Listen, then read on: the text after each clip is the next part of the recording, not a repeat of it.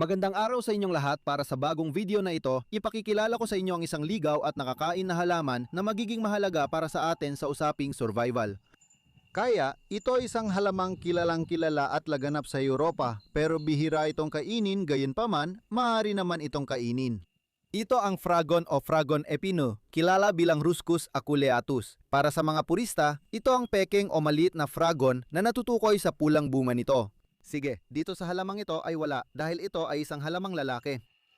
Kaya ipapakita ko agad kung paano ito pitasin at ipapaliwanag kung paano ito kainin. Ngayon, narito tayo sa gitna ng kagubatan, harap ng kumpol ng fragon. At nakikita ko na sa base nito, may mga 10 bagong US bong na may magandang kulay ube, kaya ang halamang ito ay may taas na mga 80 cm, halos 1 metro. Para sa halamang ito, narito ang isa sa mga bagong usbong na aking nilantad at aking pipitasin.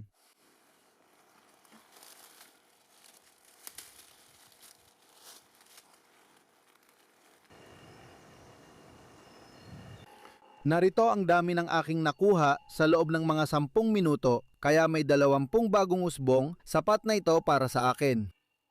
Interesante ang halamang ito dahil marami itong taglay na bitamina at mineral.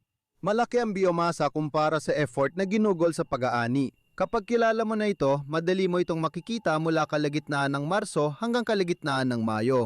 Ang panahon ng pag-aani ay tatagal na mga 2.5 buwan hanggang 3 buwan, depende sa lugar.